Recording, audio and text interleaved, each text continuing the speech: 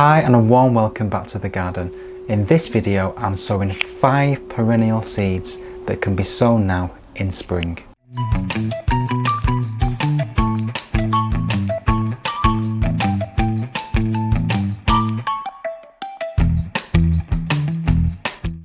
Spring is a brilliant time to get starting on sowing many of the perennial seeds.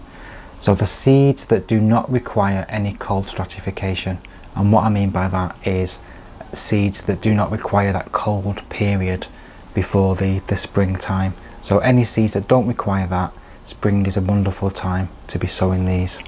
So the first one I'm going to sow is some seed I collected last year, and this is from our Echinops, or the globe thistle. So this is a lovely tall perennial.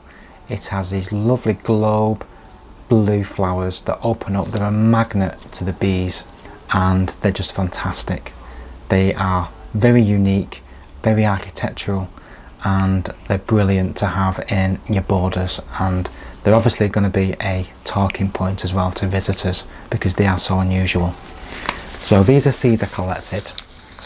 Now the seeds are fairly large, so what we're going to be doing is sowing them into one of these larger module trays. So this is exciting. This is a variety called Veitch's Blue. And again, with any seed you collect, there's always the possibility that the actual plant that you're going to grow will not be the same as the parent, because they are in an open place where bees can come along and take pollen from one plant to another. So there's no control over what we get as offspring. So these seeds are quite big. So lovely and long. They look a bit like darts, to be honest. So they're absolutely fascinating. And what we're going to do with these is just place one in each of these trays. And I'm going to lay them flat.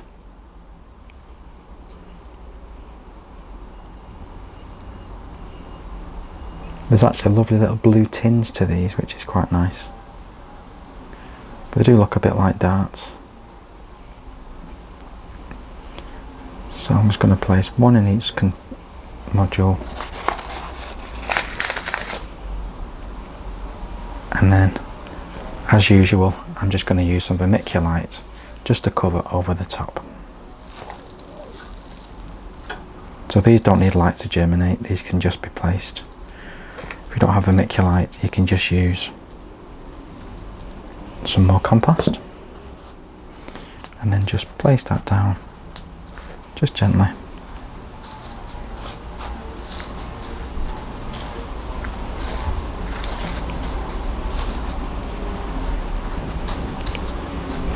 And that's that. And just with a label, make sure you stick a label in so you know what you're sowing. And then what we'll do is we'll water all these from the bottom in a tray of water later. So I'll just put that to one side just for now.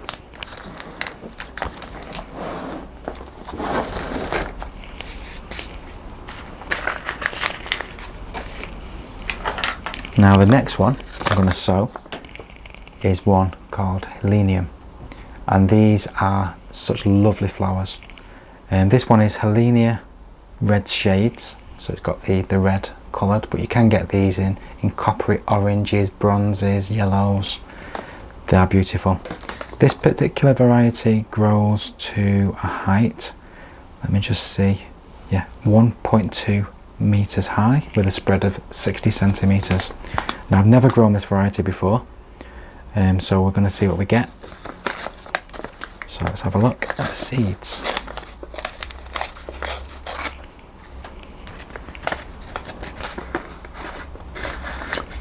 So we have something quite unique. We have very tiny seeds, and they're basically in this little Eppendorf tube. I'm used to seeing these in the lab. It's unusual to find one in a packet of a seed, but yeah, that's fantastic. That reminds me of being at work. So I'm actually going to sow these, with them being so small, in just an open tray. So this is just a tray that was used for probably blackberries or something like blueberries, so I'm going to use that. So then just with some compost, I'm just going to fill that tray lightly press down. So these are going to be very, very small. So apparently we get 50 seeds in this packet. So I'm just going to place them into my hand first. Just a few, not all of them. Save some. So just a light scattering of seeds there on my hand. These are very, very small, and I'm just going to sprinkle as evenly as I can on the surface.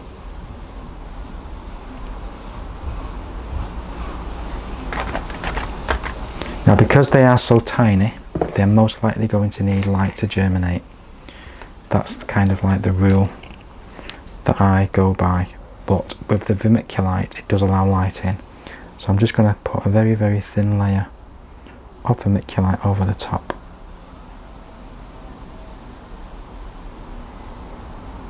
So not too thick. And this will just allow any light that's needed to make these germinate. That's about right. And then don't forget your label.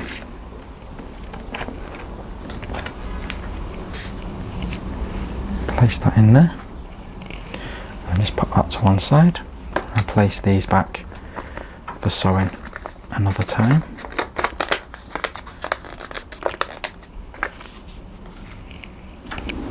The next one is going to be Rudbeckia.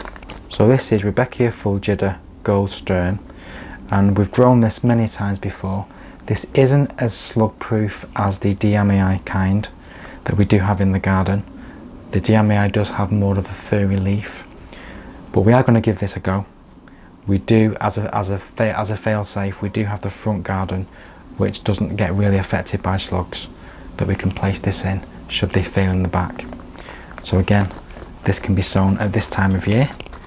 These are those lovely golden yellow, beautiful flowers that take us through late summer and into autumn, and add the added bonus of having beautiful seed heads as well. So it feels like these are going to be out.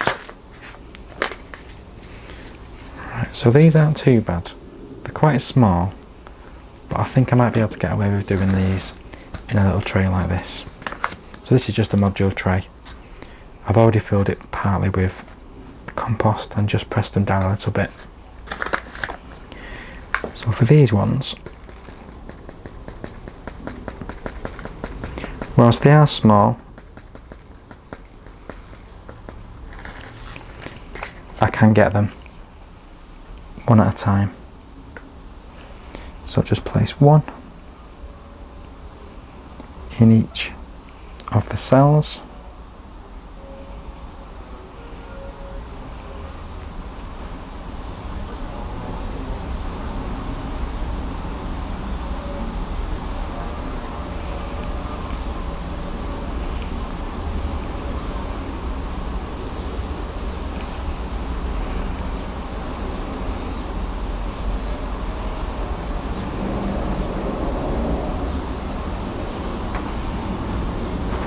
So I'm going to end up doing a full tray of these.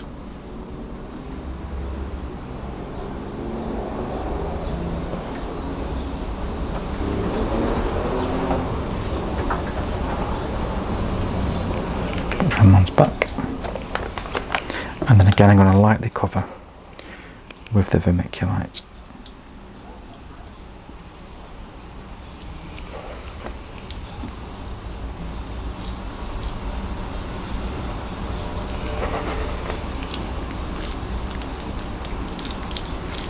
So if you're looking for a plant that has a season that takes you through the end of summer into autumn, you're definitely going to be fine with Rudbeckia, because it does have that kind of season at the end of summer going into autumn. And like I said, it also provides us with those spectacular seed heads throughout the autumn and winter when the flowers fade and go over. And then we just need to put a little label on that. So again, we can put all these in the water once I've sown them all.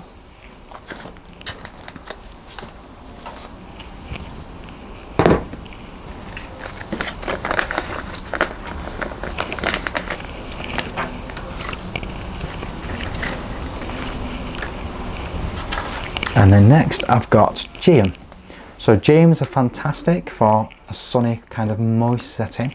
So if you do have clay soil, if you do have soil that holds onto moisture, these are ideal. So these are a variety called Red Dragon. So a lovely red variety.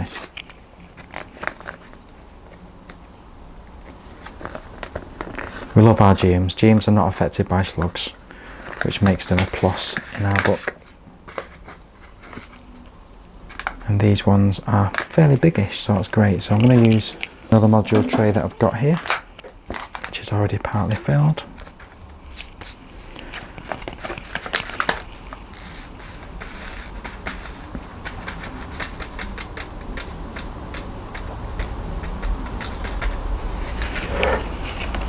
And these seeds are quite a nice size, so they can easily be sown in a module tray.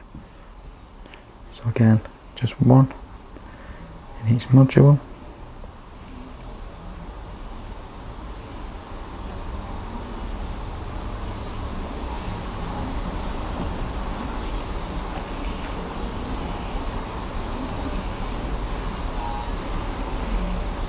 We do love our Geums.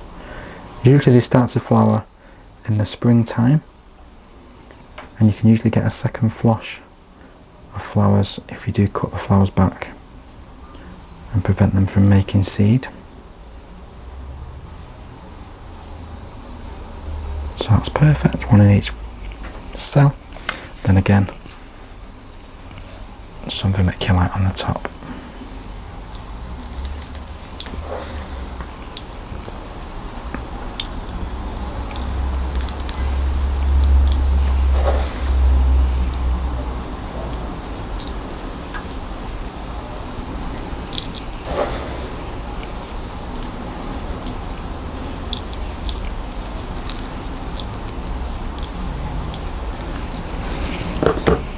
And then give them a little firm down.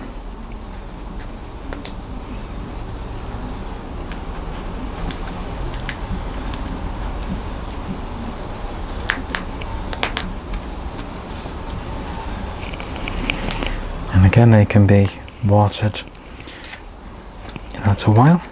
I'll put the label in there so we know which ones they are.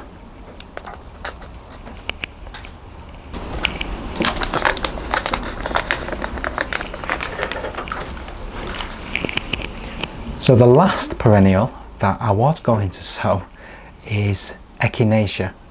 So I did have some Echinacea White Swan and some Echinacea that's called Magnus that I collected from previous plants. But I did notice that the Echinacea, the Magnus one, has actually done all the work for me. So that has set seed, the seeds have dropped into the actual container where they're actually growing, the seeds have germinated, and now they're growing, and there's lots and lots of little seedlings around the parent plants. So instead of sowing the seeds, so I would sow them normally as you can see as I've sown these ones. So just place them on a tray or a module tray and lightly scatter the vermiculite over the top, give them a water. But because nature's done the hard work for me, what I'm going to do is take some up and actually put them into little containers, so little module trays, and grow them on. Because where they're outside at the moment, they are at risk of being nobbled by slugs. So I don't want to have all these lovely beauties get destroyed. So I'm going to take some up and I'm going to bring them back into the summer house, and I'm going to show you how you prick them out basically. So I'm just going to take some of these up as best I can. Just trying to get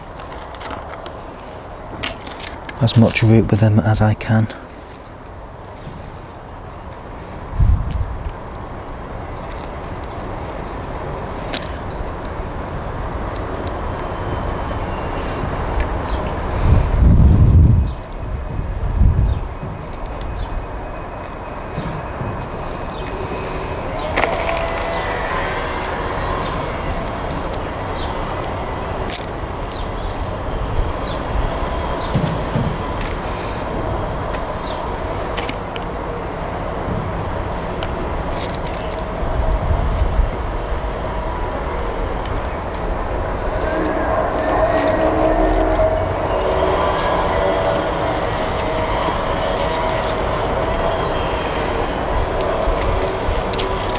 This is absolutely wonderful. It's a lovely little plant.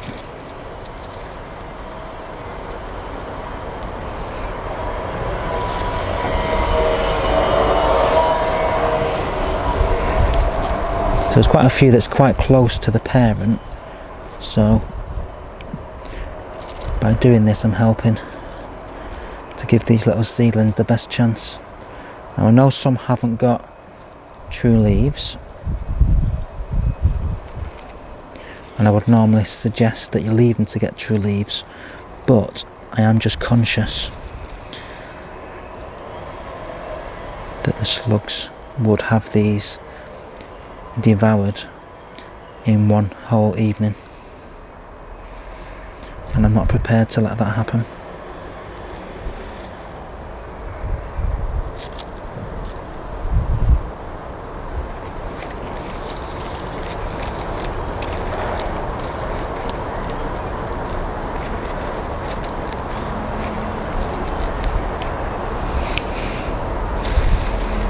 So I'm just gently teasing them out.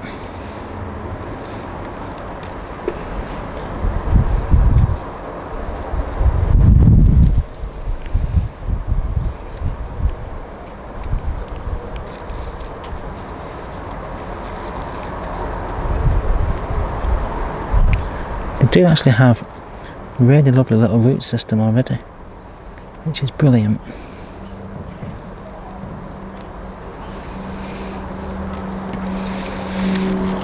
So I've not got them all, but I'll take them for now and get all these potted up into their own little individual cells. Look at these lovely beauties.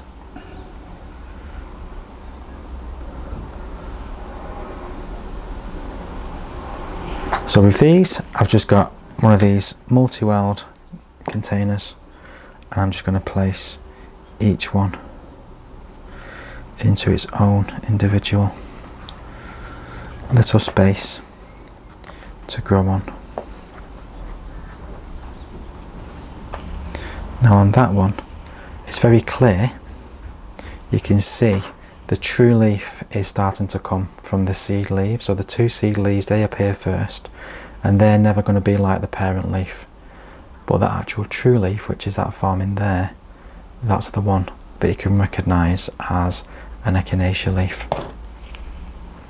It's just remarkable that these have self-sown and done all the work for me.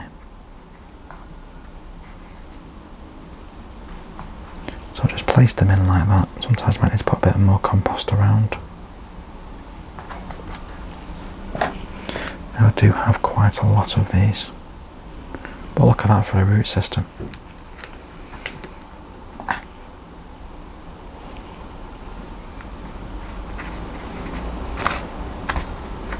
So these have been growing outside, so they're very acclimatised to the outdoor temperature. So when I've actually finished doing these, I will actually put them back outside on our little stand where they can grow on. I'm not going to give these any extra protection because they're already hardy to the outside environment, whereas the actual seeds I've just sown, I'm going to keep them inside the summer house, so they can actually be kept a little warmer to help them to germinate.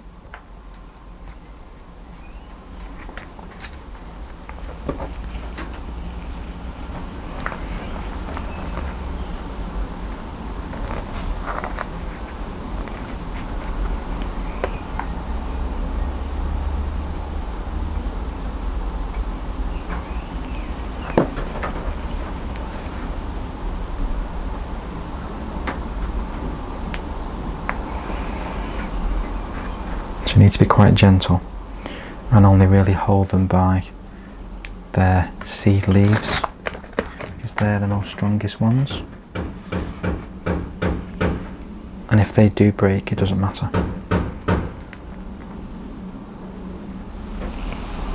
It's lovely to see such strong new growth, new life emerging.